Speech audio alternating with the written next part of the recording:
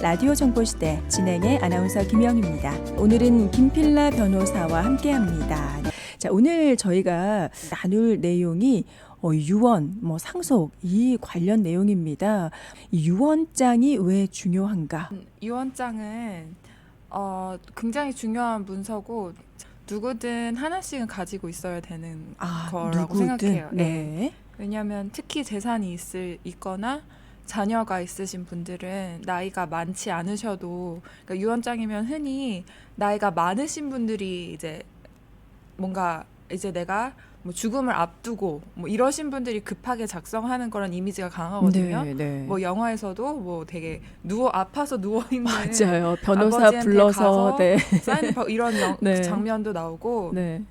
그런 이미지가 있는데, 자녀가 있으신 분들은 특히 나이가 많지 않으셔도 재산이 있고 만약에 이제 내가 갔을 때 케어를 받아야 될 자녀가 있다. 그러면은 만들어 놓으시는 게 좋다고 생각해요. 네네. 자녀가 네. 어릴수록 더. 네. 네. 자, 그러면은 이제 유언장을 작성을 하고 난 다음에 그 절차가 어떻게 진행이 되는지도 잠깐 알려주시면 좋을 것 같아요. 네, 일단 유언장이라는 건 이제 미국 영어로는 will이라고 하는데, 네. 그러니까 개인이 사망할 때 그 소유물이나 재산의 분배를 결정하는 문서고요, 말하자면. 네. 그리고 모든 유언장은 일단 법이 정한 방식에 따라 작성된 것에 한해서 유효하고, 그리고 작성자가 사망한 이후부터 효력을 발휘를 해요. 네네. 그렇죠. 그 유언장이 작성되고 이제 제가 돌아가신 분 그 고인 작성자를 피상속인이라고 얘기를 할게요. 네. 그 작성자 피상속인이 사망한 이후에는 조지아주 내 프로베이트 코트라고 하거든요. 그러니까 네. 그 법원을 통해서 그 유언장의 공증 절차가 이루어져요. 그리고 이 절차에는 유언장이 일단 적법하게 작성되었다, 혹은 적법하게 작성되지 않았다라는 검증이 이루어지고, 네. 그리고 그 상속된 재산을 관리할 관리자가 임명되고. 보통 변호사인 건가요? 아니요. 네. 아니군요. 그리고 네. 상속 재산을 통해서 그 작성자가 이제 채무가 있을 수 있잖아요. 죽기 전에 빚이 있다든지. 네. 그런 거의 이행 같은 거를 하게 되죠. 네네. 네. 유언장 관련된 내용 이제 알아보고 있는데요. 이제 유언장을 쓰려면은 어떻게 해야 되나? 이게 그냥 쓴다고 이게 효력이 있는 건 아니니까. 네, 어떤가요, 변호사님? 그러니까 유언장을 유효하게 쓰려면 네. 사실은 꼭 변호사가 쓰지 않아도 되고요. 어. 이건 제가 말해서 저한테 좋을 게 없는 내용인데 꼭 변호사 네. 써야 되는 건 아니에요. 네. 근데 다만 유언장이나 뭐 위임장 같은 거는 누구든 할 수는 있어요. 네. 지금 아마 인터넷에 찾아보시면 그런 서식 폼 같은 거를 다운받으실 수가 있을 거예요, 아마. 다운받을 수도 있군요. 네, 근데 네. 어디서 다운받냐 이제 그것도 다르고. 문제는 이제 관련된 법이 이제 계속해서 제정되고 바뀌고 개정되고 하면서 그리고 또 내가 가지고 있는 소유한 재산의 범위 같은 것이 파악되지 못한 상태에서 작성된 그런 유언장은, 그러니까 뭔가 제대로 작성되지 않은 유언장은 네. 문서 없이 사망했을 때보다 오히려 더 나쁜 결과를 초래할 수도 있고. 그래서 그런 위험을 감수하면서 이제 저렴한 방법을 찾기보다는 경험이 있는 에스테이트 플래닝 경험이 있는 변호사한테 상담을 하시고 작성하는 게 좋고요. 네. 윌만 하시면은 그렇게 비싸지 않을 거거든요. 네, 그리고 유언장이 되기 위해서는 일단 그 작성하는 사람이 14세 이상이어야 되고요. 14세군요. 18세 이상 아니고. 그 내 소유물, 그 내 재산 분배에 대한 합리적인 의지가 있어야 되고요. 네. 그리고 이건 이제 중요한 건데, 이 사람이 서명을 하잖아요. 네. 그 최소 2명의 증인의 서명을 통해서 이 작성자가 본인이 사인을 했다는 것이 증명이 돼야 돼요. 그러니까 서명을 할 때 최소한 2명의 증인이 증인. 필요하군요. 네. 그 증인은 누구나 상관이 없는 건가요? 관계라든지? 누구나 크게는 상관이 없어요. 그래서 사실 저희 사무실 살 때는 네. 저희 직원이 해주기도 하고요. 사람이 없을 때는. 네. 근데 뭐 예를 들면 문제가 생길 수 있는 여지가 있는 사람이면 안 되겠죠. 예를 들면 내가 재산을 물려준 사람. 그러니까요. 관계가 좀 있는 사람. 네네. 그런 사람이면 안 되죠. 그래서 최대한 여기에 인터레스트가 없는 사람이 하는 게 좋고요. 네네. 제3자가 하는 게 좋아요. 네. 그러면 이 유언장을 통해서 이제 내 재산을 상속받게 할 수 있는데 네. 누구에게까지 할 수 있을까? 그 범위가 또 궁금해요. 이거는 까놓고 말하자면 네. 유언장 쓰는 사람 마음이에요. 내 재산은 누구에게나 줄 수 있고 누구에게나 안 줄 수 있어요. 가족이라도 네, 가족한테 안 줄 수도 있는 거고 네. 내 가족이 아니고 내 가족이 아닌 사람 아니면 예를 들면 자선단체 네. 심지어 모르는 사람까지 수혜자로 지정할 수가 있고요. 네. 뭐 그런 케이스들이 있죠. 내 그렇죠. 자식한테 주지 않은 케이스? 그렇죠. 네. 뭐 옛날 영화 배우 존 크로포드라고 있어요. 그 여배우거든요. 네. 헐리우드 전성기 때 이제 유명한 여배우였는데 애들 2명 입양해서 키웠어요, 그분이. 근데 그 이야기에 대한 영화가 있어요. 마미 디어리스트라는 영화가 있는데 유명한 컬트 영화거든요. 네. 그래서 애들을 약간 좀 안 좋게 기르고 이제 관계가 좀 안 좋았는데 상식적으로 내가 입양해서 키운 애들이면 내 재산을 다 물려줄 것 같잖아요. 그렇죠. 근데 나중에 마지막에 돌아가시고 나서 그 자식들이 변호사한테 가서 어떻게 그 유언장이 돼 있느냐. 너네한테는 한 푼도 안 준다. 네, 그렇게 할 수도 있어요. 그러니까 상식적으로는 당연히 자식한테 다 물려줘야지. 그러니까요. 아니면 당연히 배우자한테 줘야지.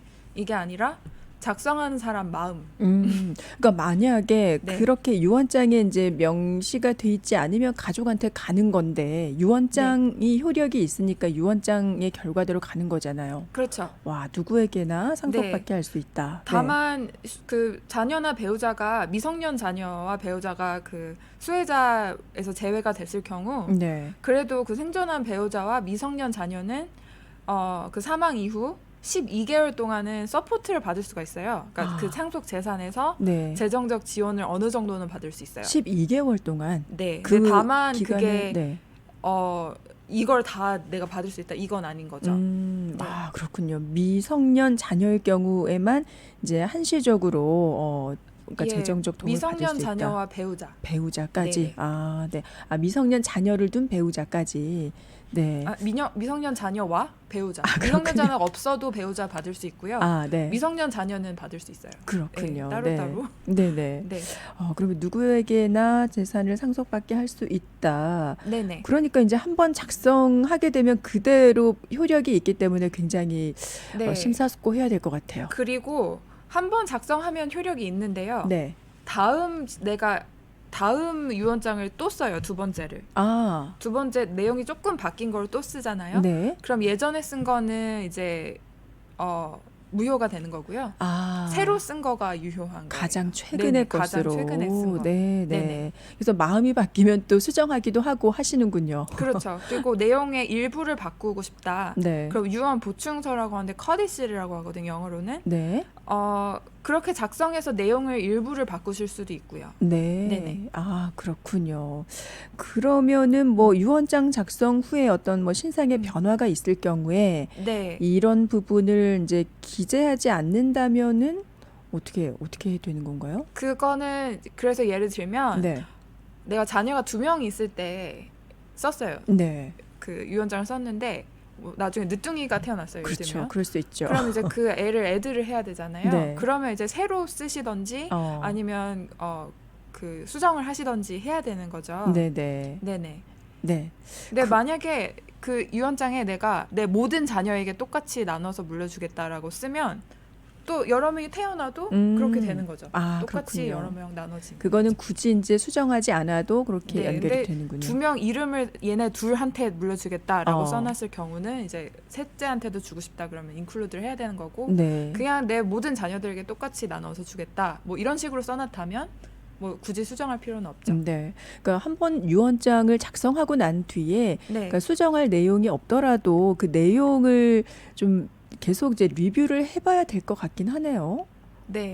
그렇죠. 네. 잊고 있다가 혹시 빠뜨리는 부분이 있을 수도 있으니까. 그렇죠. 네. 네. 이제 미리 유언장을 써놨어요. 그런데 이게 음. 다른 주에서 작성을 한 경우라면 이후에 이제 조지아주로 이사를 만약에 오게 됐을 경우 유언장을 또 바꿔야 되지 않을까라는 생각도 들거든요. 어떤가요? 무조건 그런 건 아니고요. 네. 다른 주에서 작성하신 유언장이라도 조지아법에서 요구하는 사항을 준수하고 있으면은 충분히 유효할 수가 있고요. 네. 하지만 이제 문제가 생길 여지가 있다면 다른 주에서 작성한 그 유언장이 그 상속한 재산에 대해서 뭐 여러 가지 해석이 있을 수가 있는 거예요. 예를 들면은 유언의 뭐 유효성이나 그 재산 관리에 대해서 네. 아니면 뭐 부동산 같은 경우 부동산 소재지법 예, 그리고 동사는 그 작성자의 거주지법이 적용되는데 네. 그 미국은 주마다 법이 다르잖아요. 그렇죠. 연방법이 아니면 다르거든요. 네. 그래서 각 주가 만든 법은 그 동산과 부동산 내가 가진 재산을 그 분류하는 규정이 통일적이지가 않아서 다를 수가 있어요. 네, 그래서 네. 이 부분에 관해서는 그 전문 변호사한테 도움을 받으시는 게 좋아요. 그러니까 내가 지금 다른 주에서 살 때 유언장을 썼는데 그 주의 법에 적법하게 썼는데 지금 이게 보여주시고 지금 이 유언장도 조지아 내에서 유효할 것인지를 네. 한번 봐달라고 부탁하시는 것도 나쁘지 않은 것 같아요. 그렇죠. 그러니까 예. 만약에 조지아로 오셨으면 여기 계신 변호사분께 보여주고, 네, 네네. 그렇죠. 네. 그게 이제 주마다 유효한지. 다를 수가 있기 때문에. 그러니까요. 네. 그러니까 변호사의 도움을 받는 게 좋다. 어쨌든 네, 주마다 다르니까 네. 그렇군요. 그러면은 이제 유언장을 써놨는데 그러고 나서 이제 내가 세상을 언젠간 떠날 텐데 그러면 이제 그 이후로 어떤 일이 벌어질까? 이것도 미리 좀 알아두면 좋을 것 같긴 해요. 네, 이제 제가 처음에 잠깐 설명했듯이 유언장을 써놓고 이제 내가 세상을 떠났어요. 네, 그러면 그 이후에는 그 유언장이 있잖아요. 그렇죠. 그럼 이제 조지아주 내에 프로베이트 그 법원을 통해서 공증 절차가 이루어져야 되고 네. 그걸 프로베이트 절차라고 해요. PROBATE, 네, 프로베이트. 그러니까 그 절차는 이제 유언장이 이게 적법하다 아니면 적법하지 않다. 예를 들면 뭐 그 두 명의 그 증인 사인이 없어서 이거는 적법하지 않다. 뭐 예를 들어 이런 거를 이제 다루고 네. 그리고 상속된 재산을 관리하는 관리자가 있어야 되잖아요. 네네. 그걸 executor라고 하거든요. 그러니까 네. EXECUTOR. 그러니까 네네. executor 이거를 이 재산을 분배를 하는 사람이죠, 말하자면. 네. 네. 그리고 그 상속 재산을 에서 그 작성자가 그 생전 빚이 있었다면 그것도 갚아야 되니까 네네. 이제 그런 절차가 이루어지고요. 그건 이제 법원을 통해서 이루어지는 건데, 네. 네, 그 이제 이 유언장에 그 관리자로 임명된 사람이 있을 거예요. 네네. 그분은 그 유언장을 그 법원에 제출을 하고 이제 내가 임명된 사람이니까 그 재산 분배를 할 수 있게 해주십시오 하고 페티션을 넣어요. 네. 그렇게 해서 네, 그 절차가 진행이 돼요. 그러면 이 관리자라는 분은 어떤 분이 이 역할을 맡게 되는 거예요? 제가 가장 많이 보는 경우는 네. 이것도 누구나 될 수 있는데요. 보통 내가 믿을 수 있는 사람이죠. 그래서 제가 가장 많이 보는 경우는 이제 네. 부모님들이 쓰실 때 큰딸, 큰아들 뭐 이런 식으로 지정을 해놓거나 그러니까 자식을 지정을 해놓거나 자녀 중에 한 명일 네, 수가 그렇게 있군요. 할 수도 있고 네. 뭐 이걸 재산을 물려줄 사람이 미성년인 자녀밖에 없다. 네. 그러면은 뭐 예를 들면 그 가장 삼촌이라든지 그 아이의 삼촌이라든지 뭐 그런 내 형제라든지 이렇게 내가 믿을 수 있는 사람을 지정해 놓는 경우가 많죠. 그렇군요. 네. 가족이나 친지들 가운데서 믿을 수 있는 사람. 꼭 가족이나 친지가 아니어도 돼요. 그렇군요. 그렇지만 이제 내가 믿을 수 있는 누군가를 지정을 해놔야 되고요. 네. 만약에 근데 써놨는데 이 임명한 관리자로 임명한 사람이 네. 나보다 먼저 돌아가셨어요. 갑자기. 그럴 경우도 그러면은 있죠. 네. 아니면 이 작성자가 돌아가셨는데 그 며칠 후에 관리자가 돌아가셨어요. 그러면 이제 그 자녀들이 지금 이 관리자가 뭐 할 수가 상황이 네, 됐기 때문에 네. 우리 중에 한 명이 하겠습니다. 라고 또 신청을 할 수 있죠, 법원에. 신청을 네, 하면 대신, 그게 받아들여지는군요. 네, 대신 하게 해주십시오. 라고 신청을 할 수가 있어요. 네. 네. 자, 그러면은 이 법원을 통해서 이제 유언장의 내용에 따라 뭐 재산이 이제 분배가 될 텐데 이 과정을 좀 어떻게 뭐 피할 수는 없는지 오늘 어떤가요? 네, 어쨌든 법원을 통해서 하는 거고, 네. 그래서 시간이 뭐 바로 하루 만에 되는 그런 게 아니라서 이걸 귀찮아하시는 분들도 있어요. 네. 근데 일단 한마디로 피할 수가 있긴 한데 네. 예를 들면 그 절차에서 배제할 수 있는 재산이 있을 수가 있어요. 예를 들면 뭐 수혜자가 지정된 그 생명보험이라든지 네. 아니면 수혜자가 있는 뭐 연금이나 은퇴 IRA나 401k 뭐 이런 거 있잖아요. 네네. 그런 스탁 어카운트. 네. 수혜자가 지정된 거. 네. 미리 지정돼 있는 거. 그런 거는 재산에서 배제할 수가 있거든요. 네. 그리고 또 배제할 수 있는 재산이 있다면 부동산인데 예를 들면 부부가 같이 가지고 있던 부동산이에요. 네. 공동 명의로. 네, 그래서 그걸 이제 joint tenants with right of survivorship이라고 하거든요. 그러니까 네. 쉽게 말하면 같이 집을 가지고 공유를 하고 있다가 네. 한 명이 이제 돌아가셔요. 그러면은 남겨진 사람이 그 집을 전체 소유하게 되는 그렇게 돼 있는 경우가 많죠. 네, 부부들이 이제 집을 사실 때는 네. 그런 거는 이제 절차에서 배제될 수도 있고요. 네. 프로베이트 절차에서. 그리고 또 있다면 사망 시 이 사람이 사망할 때 누구한테 지급된다. 돈이 자동적으로. 네. 뭐 그렇게 돼 있는 은행 계좌라든지 뭐 스탁 어카운트라든지 네. 이런 거는 프로베이트 절차에서 배제가 될 수도 있고요. 네. 또 이제 피할 수 있는 방법은 내가 죽기 전에 그 생전 그 신탁을 만들어 놓는 거죠. 그러니까 트러스트라고 리빙 트러스트라고 하거든요. 네. 그거나 아니면 그러니까 그것도 수혜자가 정해져 있겠죠. 네네. 그리고 그 선물 기프트를 통해서 프로베이트 절차를 피할 수도 있어요. 네. 근데 이제 그런 거는 이런 건 좀 복잡해지기 때문에 내가 이 프로베이트 절차에서 내 재산에서 뭔가를 배제할 수 있을까? 이제 이런 거를 플래닝을 하시려면 네. 어쨌든 에스테이트 플래닝 하시는 전문 변호사와 상담을 하셔야 정확하게 하실 수 있을 거고요. 제가 네. 변호사라서 이렇게 제가 이런 얘기 여러 번 하는데 제가 변호사라서 일부러 이렇게 말하는 게 아니라 네. 진짜 그러는 게 유리하세요. 그러니까요. 네네. 네. 저희가 어떻게 이걸 다 알겠어요. 네. 네. 그러니까 전문 변호사 상담이 필요한데, 그러니까 뭐 많은 부분 가급적이 프로베이스를 좀 피하는 게 좀 유리할 것 같긴 해요. 네. 그렇지 않나요? 제 크게 이유가 있다면 네. 일단 첫 번째는 그 공증 절차를 들어가잖아요. 프로베이트 그 코트에서 네. 프로베이트 프로세스에 들어가면 그 절차에 포함된 그 절차에 포함된 재산이 상속 재산이 네. 동결될 수도 있죠. 그다음에 이제 두 번째는 그 절차가 길어질 수도 있죠. 이런저런 이유로. 그렇죠. 네. 그러면 이제 법원 수수료도 나갈 수도 있고 뭐 변호사한테 돈을 줘야 될 수도 있고 그렇죠. 네네.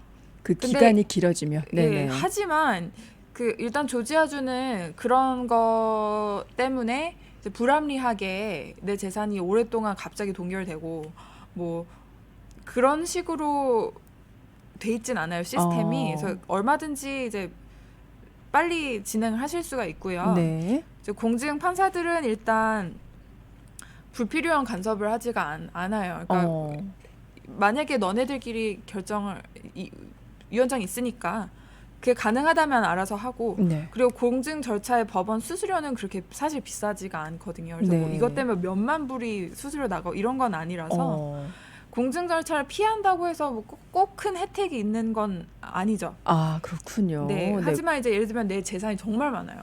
그래서 뭐 텍스도 너무 많이 뛸 것 같고 네. 상속 텍스 뛸 것 같고 그런 경우는 이제 트러스트를 만들어 놓으시면 좋죠. 네, 그렇지만 네. 그것도 공증 절차를 거치지 않을 수가 있지만 네네. 그거를 통해서 얼마나 큰 수혜를 받을 수가 있는지 또 신탁 작성을 위해서 이제 지불에 대한 비용도 있을 것이고 네. 내 재산이 지금 얼마를 가지고 그걸 할 만큼 내 재산이 큰지 또 어느 부분이 그 공증에 포함될 것인지 네. 그걸 작성을 위해 요구되는 것이 무엇인지 이런 거를 다 고려를 해보셔야 되기 때문에 네. 이런 것도 이제 변호사와 상담하셔서 결정하시는 게 좋고 특히 이런 매력을 그러니까 뭐 100% 상속 그 텍스를 띨 수가 있어요. 네. 이런 식으로 그런 매력을 앞세운 그 신탁 관련해서 사기가 있을 수가 있거든요. 이런 것도 있군요. 그런 것도 네. 주의를 하셔야 되기 때문에 네네. 이런 것도 변호사를 상담을 적어도 뭐 풀리 고용하지 않더라도 네네. 적어도 상담을 해보시는 게 좋을 거예요. 네. 그러니까 신탁 말씀하셨는데 네. 이게 굉장히 이제 뭐 공증 절차를 거치지 않으니까 뭐 시간적인 면도 그렇고 신경도 좀 덜 써도 되니까 굉장히 좋을 것 같긴 한데 이 부분도 이제 개인이 혼자 판단하기는 조금 좀 위험 부담이 있으니까. 네. 네, 뭐 텍스 문제를 많이 하시는데요. 네. 뭐 예를 들면 이런 케이스도 있을 수 있죠. 예를 들면 내가 가지고 있는 재산이 그냥 뭐 별로 비싸지도 않은 집 한 채예요. 네. 뭐 그러면은 신탁 그걸 굳이 할 필요가 없거든요. 그래서 내 재산의 규모가 얼마고 네. 그 신탁을 만들어서 했을 때 그 혜택과 그걸 하기 위해서 필요한 것과 네. 내가 또 주체적으로 내가 내 재산을 내 사후에 어떻게 해서 분배하고 싶은지 어떤 식으로 나눠주고 싶은지 네네. 그런 걸 다 고려하셔서 개인적인 결정이죠. 말하자면. 네네. 그렇죠. 하지만 이제 가장 혜택을 보고 싶고 손해를 보지 않아야 되기 때문에 어쨌든 네. 변호사와 얘기를 하셔서 결정하시는 게 가장 좋아요. 그렇죠. 네. 네. 자, 그러면은 이 유언장이 있을 때는 이제 유언장대로 진행이 될 테지만 이제 유언장이 없으면 네. 없어도 이제 뭐 이렇게 분배되는 어떤 그런 비율들은 다 있을 것 같긴 한데 어떤가? 유언장이 없으면 내 재산이 어떻게 분배가 되나요? 유언장이 없어도 네. 내 재산은 이제 분배가 돼요. 어쨌든 네. 분배가 되는데 그 재산이 이제 조지아주에 비유언, 그러니까 유언장이 없을 때에 상속법이 있어요. 그렇군요. 그거에 따라서 또 분배가 되죠, 상속인들에게. 네. 일단 이제 직계, 내 자식, 내 배우자 네. 이런 사람들의 상속이 일단 우선하고요. 네. 그리고 그 상속인들은 유언장이 없이 이제 누군가 돌아가셨어요. 네. 그러면 법원에다가 이 재산에 대해서 분배 절차가 필요합니다. 유언장이 없기 때문에. 네. 그런 결정안을 신청을 하실 수도 있어요. 네. 네. 네. 근데 그 정확한 절차나 이제 상속 순위 같은 거에 대해서는 좀 복잡하거든요. 그래서 그거는 이제 다음에 따로 설명하는 것도 좋을 것 같다는 생각인데. 그 정도로 다음에 따로 시간을 내서 네, 뭐 크게 막 그러니까 우리한테 어플라이되는 내용까지는 아마 크게 복잡하지 않을 건데요. 네. 근데 이제 유언장이 없으면 문제 될 수 있는 것이 네. 유언장이 있으면 내가 죽은 다음에 내 재산이 어떻게 되는지 컨트롤할 수가 있잖아요. 그렇죠. 근데 유언장이 없으면은 이제 그 컨트롤이 없는 거죠. 그래서 네. 뭐 예를 들면 자식이라든지 뭐 배우자가 여러 명일 수도 있잖아요. 새로 결혼한 뭐 배우자. 그렇죠. 네. 그다음에 그 내 자식들. 네. 사이에 뭐 분쟁이 일어날 수도 있고. 그렇죠.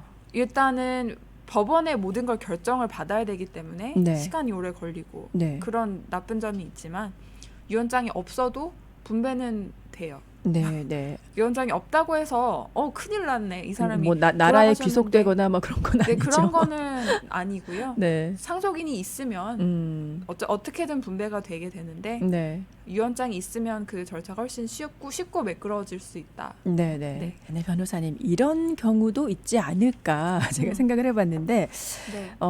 이제 내가 유언장에 분명히 들어가 있는 줄 알았는데 빠져 있단 말이에요. 이제 제가 한번 알아보니까 그러면은 내가 빠져 있는데 할 수 있는 게 없나요? 그러면은 뭐 어떻게? 일단 내가 네. 예를 들면 이건 이제 배우자의 경우로 예를 들어서 얘기할게요. 네. 배우자인데 이제 빠졌어요, 유언장에서. 알고 보니까 내가 유언장에 들어가 있지 않아요. 네. 그러면은 이제 1년 제가 앞서서 얘기했던 그 1년간 서포트를 신청할 수는 있어요. 법원에. 네. 네. 그래서 법원에 결정하는 거고. 네. 그렇다고 해서 나는 지금 유언장에 빠져 있기 때문에 함부로 그 재산을 건드리면 안 되죠. 그렇죠. 네. 네. 그래서 뭐 예를 들면 그 배우자의 뱅크 어카운트에 있는 돈을 맘대로 뺀다든지 그러면은 문제가 생길 수 있어요. 일단 네. 상속인들한테 소송을 당할 수도 있고. 아, 그렇군요. 네. 예.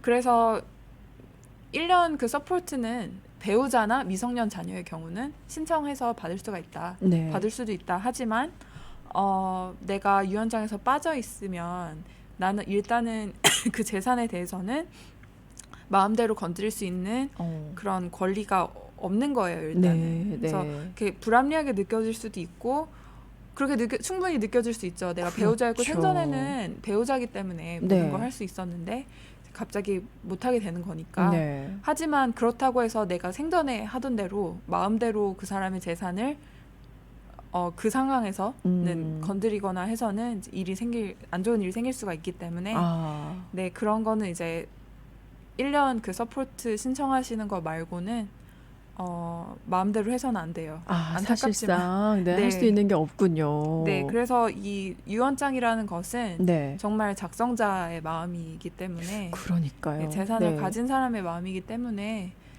그분의 이제 그 생전의 그 결정을 존중하는 것도 필요하죠. 네네. 그러니까 그러니까 이 유언장을 작성을 하는 게 중요하다라는 생각이 드네요. 말씀을 듣다 보니까 유언장이 없어도 분배가 되긴 하지만 네, 그 유언장을 굳이 작성을 해 놓아야 되는 이유를 좀 더 보충을 해주시면 좋을 것 같아요. 네, 제가 이제 굳이 그 유언장 작성에 대해서 네.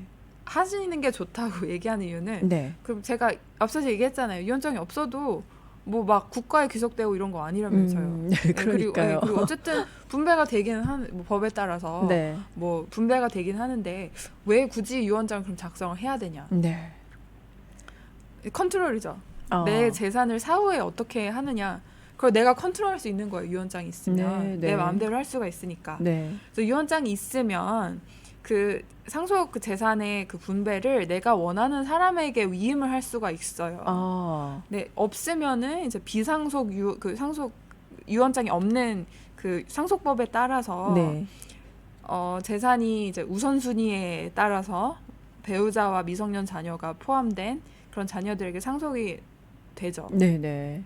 그렇지만 나는 배우자와 내 미성년 자녀 또 다른 자녀들 그런 사람들 말고 다른데 내 재산을 분배하고 싶어요. 뭐 자선단체라든지 네. 뭐 종교단체라든지 뭐 아니면 모르는 사람일 수도 있죠. 뭐 이런 얘기 많이 나오죠. 뭐 엄청 부자인 네. 외로운 할머니 집에 가서 뭐 간호를 했는데 그 간호인에게 물려주고 그러니까요. 이런 거는 이제 쉽게 영상 매체라든지 뭐 TV 영화 이런 데서 쉽게 볼 수 있는 신데렐라 네. 스토리죠. 그런 거는 네.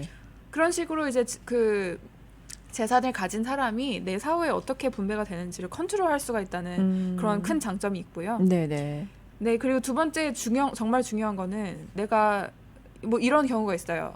혼자 사세요. 배우자랑 뭐 사별을 하거나 아니면 뭐 이혼을 했는데 연락 안 하고 살아요. 네. 근데 이제 나한테 미성년 자녀가 있는 거예요. 네. 그러면 만약에 내가 갑자기 어느 날 뭐 사고가 나서 갈 수도 있고 그러면 그 미성년은 내가 없으면 보호자가 있어야 되잖아요. 그렇죠. 그럼 유언장이 있으면 그 후견인을 내가 지정을 할 수가 있어요. 네네. 그래서 미리 내가 지정해 놓는 거죠. 그죠. 네네. 그래서 내가 정말 믿는 사람, 그 아이들을 정말 케어할 수 있는 사람, 그런 사람을 지정할 수가 있죠. 근데 유언장이 없으면 그 미성년 자녀의 후견인이 법원에 의해서 결정이 돼요. 네. 그렇게 되는군요. 네, 근데 그게 내가 원하지 않는 사람일 수도 있거든요. 그렇죠. 네. 네, 그래서 그런 거는 그런 결정도 중요하기 때문에 또 중요하고 또 여러 가지 이유가 굉장히 많기 때문에 제가 따로따로 설명하는 건데 또 예를 들면 나한테 미성년자는 아니라도 성년이 된 자녀지만 특별한 그 필요와 니즈가 있는 자녀가 있을 수 있어요. 예를 들면 뭐 약간 장애가 있다든지 그러니까 혼자 도움이 계속 필요한 그런 자녀는 걱정 많이 하시잖아요. 부모님들이. 그렇죠. 그런 자녀가 있으신 분들은 걱정을 많이 하시는데 유언장이 있으면 이제 그 상속 재산으로 그 혼자서는 정상적인 생활을 할 수가 없는 그런 자녀 뭐 그런 아니면 배우자 뭐 이런 사람들에게 대신해서 재산을 관리해줄 그 수탁자에게 분배될 수가 있고 그걸 네. 내가 컨트롤할 수가 있고 네네. 또 아니면 그 내 채권자로부터 보호하고 싶은 그런 수혜자가 있을 수도 있겠죠. 네. 그런 사람을 대신해서 재산을 관리해줄 신탁 뭐 이런 거에 분배를 할 수가 있고 네. 유언장으로서 유언장을 통해서 네. 근데 유언장이 없으면 그 상속 재산이 이제 법원에서 정하는 관리자한테 분배가 될 수가 있어요. 네. 네. 그리고 미성년 자녀는 18살이 될 때까지 재산 분배를 받지 못할 수가 있어요. 아, 그렇군요. 그렇기 네. 때문에 특히 미성년 자녀가 있으신 분들은 네. 유언장을 이제 제가 처음에도 강조를 했었죠. 미성년 자녀가 있다. 근데 내가 재산이 좀 있다. 네네. 유언장은 적어도 유언장은 해놓으셔야 돼요. 아, 그러니까요. 네. 네. 그리고 또 뭐 다른 컨트롤도 많이 하실 수가 있죠. 예를 들면 유언장이 없으면 지금 내 배우자와 뭐 미성년 자녀한테 분배가 되지만 네. 유언장을 통해서 다른 사람에게도 이제 분배를 할 수가 있어요. 네네. 예를 들면 내 자손들, 내 grandkids, 뭐 조카, 뭐 다른 뭐 부모, 네네. 다른 사람들에게 마음대로 분배를 할 수가 있죠. 네, 근데 네. 유언장이 없잖아요. 그렇죠. 그러면은 네. 근데 내가 유언장이 없었어요. 음. 근데 예를 들면 내가 이제 미성년 자녀도 없고 성년 자녀가 있죠. 네. 근데 이제 내가 유언장이 없이 사망을 해서 내 재산이 상당한 큰 부분이 생존한 배우자에게 상속이 됐어요. 네. 일단 배우자에게 가장 그렇죠. 많이 가나요? 이제 유언장이 없으면? 그렇죠. 포션이 크죠. 왜냐하면 네네. 배우자는 그렇기 때문에 배우자한테 많이 갈 수가 있거든요. 네. 그럼 그 재산이 배우자 거가 되는 거거든요. 네. 그럼 그 배우자가 또 죽었어요. 그러면은 그게 예를 들면 내가 또 케어할 사람이 있을 수가 있잖아요. 네네. 손자, 손녀라든지 뭐 조카라든지 뭐 이런 식으로 아니면 내 형제 네. 그런 사람들은 자동적으로 받지 못하거든요. 재산을. 그렇군요. 네. 네. 근데 유언장을 쓰지 않고 내가 죽었는데 그게 그럼 대부분이 배우자한테 갈 텐데 네. 그러면 그 재산은 배우자 사후에 배우자가 원하는 사람한테 상속이 돼요. 배우자의 형제, 뭐 부모, 친척, 배우자가 원하는 사람들 아니면 또 그 배우자가 다시 결혼했을 때 그 다른 배우자라든지. 그렇게 연결이 되네요. 네, 그래서 네. 내가 이제 직계가 아닌 네. 내가 수혜자로 만들고 싶은 사람들. 하지만 비유언 상속법에 따라서는 포함이 돼 있지 않은 그 사각지대가 있거든요. 네, 내 네. 형제, 네. 예를 들면 뭐 조카, 뭐 이런 사람들을 내가 유언장을 통해서 보호할 수가 있는 거죠. 네네. 네. 그 말씀을 듣다 보니까 이게 유언장이라고 하면은 뭐 정말 처음에 저희가 말씀 나눴던 병상에 누워서 정말 마지막 순간에 정말 이렇게 작성을 하고 뭐 그런 것들로 생각할 수가 있는데 네. 아주 건강하실 때 정말 미성년 자녀가 있을 때 이게 네. 미리 정말 작성을 해 놓아야 되는 거구나 싶네요. 그리고 저희가 그런 경우가 없는 게 아니에요. 네. 병상에 누워 계신 분 병원에 찾아가서 사인 받는 경우 없지 맞아요. 않거든요. 네, 드라마에서 많이 봤어요. 그러면은 이제 변호사 비용이 더 들죠. 우리가 어쨌든 거기까지 가가지고 네. 공증하는 사람을 대동해서 가가지고 네네. 사인을 받고 2명 증인해야 되고 이런 절차가 훨씬 힘들어지기 때문에 네. 지금 내가 아프지 않더라도 혹은 내가 나이가 많지 않더라도 네. 유언장은 내 재산을 어떤 식으로 분배하고 싶다 하는 그런 계획이 있으시다면 또 계획이 없으셔도 네. 특히 내 자녀가 미성년일 경우 그러니까요. 네, 꼭 해놓는 게 좋아요. 네네. 네, 제가 이 얘기 계속 너무 앵무새처럼 하는 것 같은데 중요하기 때문에 또 네. 그게 없어서 골치 아파지는 경우가 많기 때문에 네네. 생각해보면 제가 뭐 유언장 쓰는데 돈 그렇게 많이 못 받거든요. 변호사. 유언장 하나만 쓰시면 그렇게 네. 비싸지가 않을 거예요. 생각해보세요. 근데 유언장이 없이 누군가 돌아가셨어요. 네. 그 분쟁이 생겨요, 밑에. 그렇게 생기더라고요. 네, 분쟁이 네. 생길 수가 있거든요. 네. 그럼 저희는 그 분쟁이 생긴 어떤 사람, 예를 들면 자식이라든지 뭐 배우자라든지 그런 사람들을 이제 저희 찾아오세요. 이걸 분쟁을 해주세요. 저희는 그럴 경우 오히려 돈을 더 많이 벌지 변호사가 그러네요. 제가 이렇게 너무 솔직하게 말하는 것 같은데 그냥 유언장만 써서는 저희가 뭐 어. 그렇게 이득이 있는 것도 아니고 근데 저희가 계속해서 강조하는 이유가 없으면은 골치 아파지는 경우가 너무 많고 그러니까요. 있으면은 내 마음대로 내 재산을 컨트롤할 수가 있어요. 그렇게 굉장한 이점이 있기 때문에 네네. 그래서 제가 계속해서 얘기를 하는 거예요. 그러니까요. 유언장을 네. 써놓으시는 게 좋다. 네네. 특별히 이제 미성년 자녀를 두신 분들은 뭐 나이가 그렇게 많지가 않으실 테니까 그 젊은 나이에 네. 그걸 미리 이제 생각하시고 유언장 그렇죠. 써 두시는 게 좋겠다. 네네. 네. 사람 일이 어떻게 될지 모르기 때문에. 그렇죠.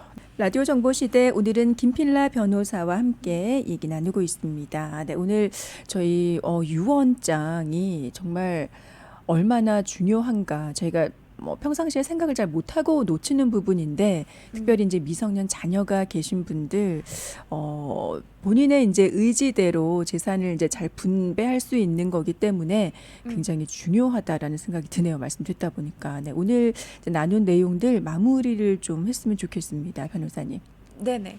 그래서 유언장은 어쨌든 또 한 가지는 이제 내가 그 집행자를 네. 또 임명할 수 있고 또 유언장이 없으면 뭐 유언에 따라서 유언장이 있으면 네. 그 내가 임명한 집행자가 유언에 따라 재산을 관리할 수 있지만 없으면 상속인들의 청원에 따라서 그 재산 관리자가 법원에서 임명되거든요. 네. 거기에 상속인 모두가 동의하지 않을 수가 있고 거기서 분쟁이 생길 수가 있고 네. 또 유언장이 있으면 유언 집행자가 재산을 따로 법원의 허가 없이 관리하거나 뭐 그런 권한을 위임받게 되거든요. 네. 근데 그런 게 없으면 또 그런 걸 하기 위해서 청원을 해야 되죠, 법원에.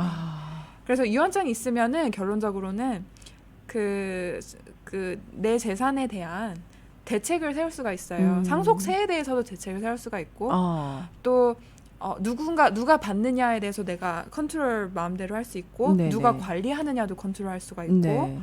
또 시간 그런 쓸데없는 싸움을 없앨 수 있는 굉장히 효과적인 방법이에요. 네.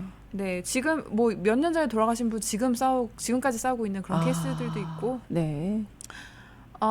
그런 효과적인 방법이고 상대적으로 비용이 그렇게 들지 않고, 모든 게 내 마음대로 관리를 할 수 있기 때문에 뭐 불법인 게 아닌 경우 이상 네네. 내 마음대로 내 재산을 관리할 수 있는 그런 아주 좋은 툴이거든요. 네네. 네, 그래서 제가 계속해서 강조하듯이 해놓으시는 게 좋아요. 네네. 그러니까 분쟁이 생기기 전에 네. 이제 변호사이시지만 이제 분쟁이 생기고 나면 변호사를 꼭 찾아오시는데 그러면 네. 굉장히 복잡해지고 비용도 엄청나게 늘어나니까. 네, 비용도 많이 들고 네. 드시고 마음 아프잖아요. 그렇죠. 형제끼리 싸우고 네. 뭐 막 자식들이랑 뭐 새로운 배우자랑 싸우고 이런 게 굉장히 마음이 아프고 네네. 힘들어요, 그분들이. 그렇죠. 네. 그래서 그분들을 위해서라도 내 재산이 어떻게 분배될지는 미리 내가 결정을 해주고 가는 것이 그분들 남겨진 사람들 위해서도 가장 행복한 결말 같고 네.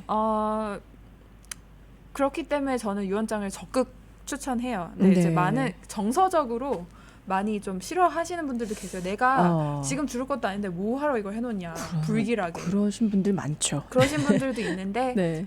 조금만 이제 그 생각을 전환해서 생각해 보시면 이게 꼭 내가 바로 죽는다는 이런 거 아니거든요. 그렇죠. 이건 어쨌든 내가 언제 죽든 죽은 이후에 벌어지는 일에 대해서 하게 되는 거기 때문에 네. 내 가족과 내가 사랑하는 사람들, 내가 재산을 남겨주고 싶은 그런 보호하고 싶은 사람들이라거나 기부하고 싶은 단체들 그런 사람들을 이제 보호하고 내가 마음대로 컨트롤하기 위해서 해 놓으시는 걸로 네. 정말 적극 추천드려요. 네네. 네. 알겠습니다. 라디오 네. 정보시대 지금까지 김필라 변호사와 함께했습니다. 네. 오늘